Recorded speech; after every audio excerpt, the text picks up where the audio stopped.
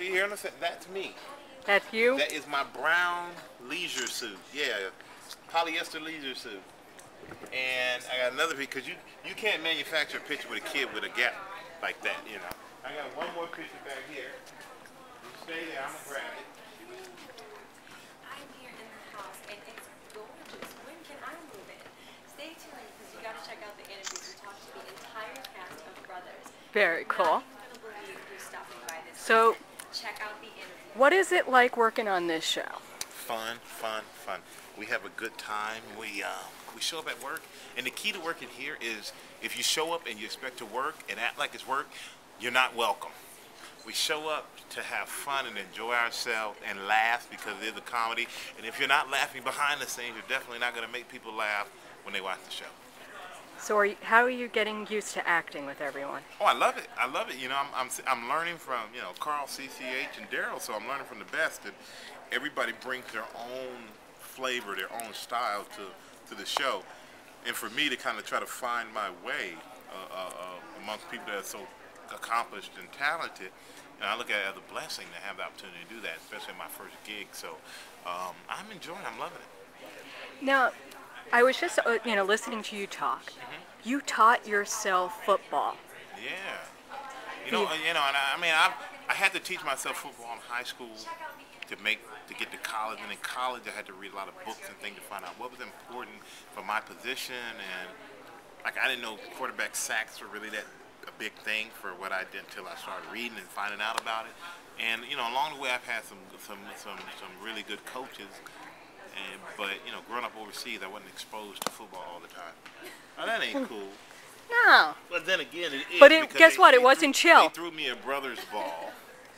You know, Brothers. When it comes to family, no one plays fair. Brothers, Friday, September 25th, Fox, 8 p.m.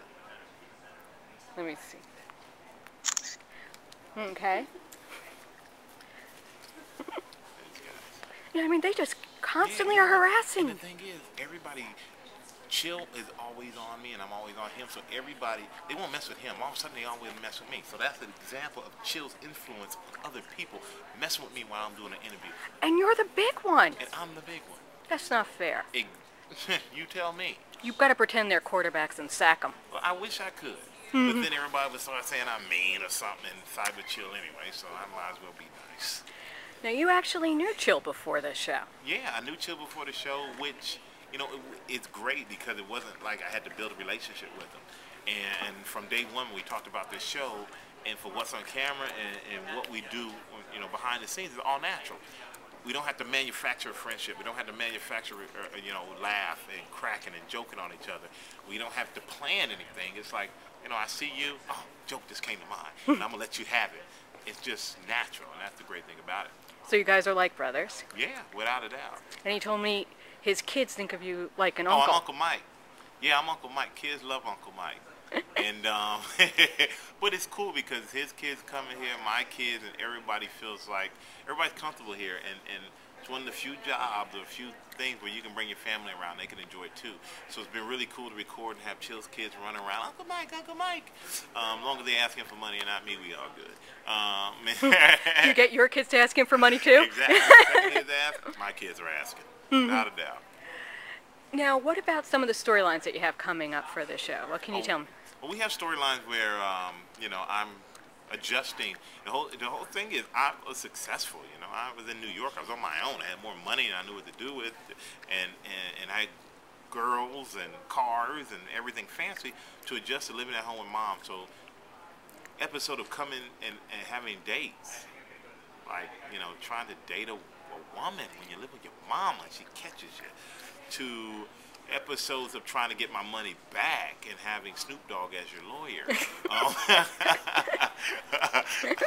I mean, to have an episode where Chill's trying to drum up business for his restaurant, so he uses me in one of these scandalous website blogs that I'm dating Kim Kardashian and she's having my baby. And yes, and she does confront me. Yeah, I mean, we've had some very interesting storylines of things that Chill's always kind of mischievously put me in some situations that I have to rescue myself from. Now, let me ask you, how much are your parents like CCH and Carl? A lot, because my parents are funny without trying it. They're just funny people because they've been together for 52 years now. So they say some things, and you're like, did I just hear that? And that's really how they are with CC and Carlin. When Chill and I first sat down with the writers, we were coming up with some ideas for the show, and even when we were in to help write the scripts, we would throw out family situations.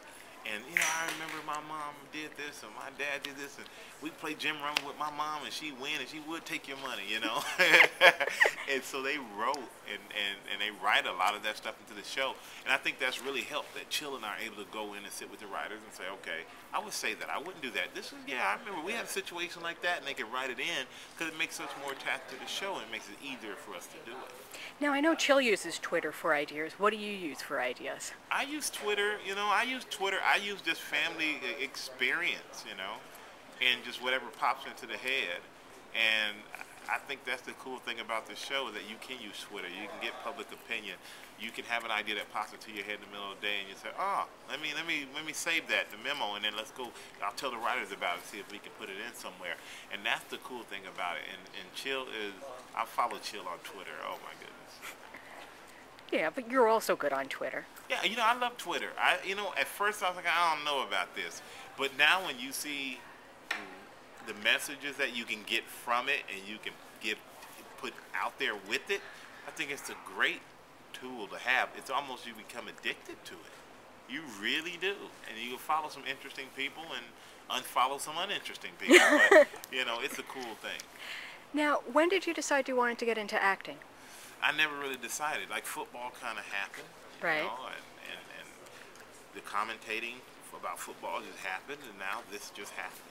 And I guess because I don't put limits on myself, maybe I never say I can or can't, I will or won't. It's just, okay, if something presents itself and it's interesting, and I find it's a challenge, something that's going to require for me to really sink my teeth into it.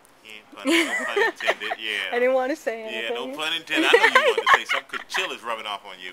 Then I do it, and I'm fortunate that my life has worked out well that way, and hopefully this is another chapter that continues to work out well. So what do you want to do next? What I want to do next, I want to get this show up and going and on the air and staying on the air for a long time. And I would love to get deeper into acting, pursue it a lot more, to do movies and different things like that. What could you tell my readers about this show?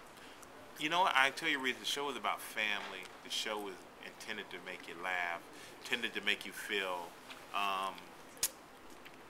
that no matter how much Chill and I get on each other, no matter how bad the situation is, that at the end of the day, you always got your family to go home to. And they may rag on you, they may remind you of who you really are and all those things, but there's always that underlying feeling of love from your family and the opportunity to laugh about it. And do you get that love on this set too? I get that love on this set. It's always, I'm the whipping boy, but at the end of the day, I know they love me and they can't live without me. Not kidding. You better stop. No, I'm only kidding. Very cool.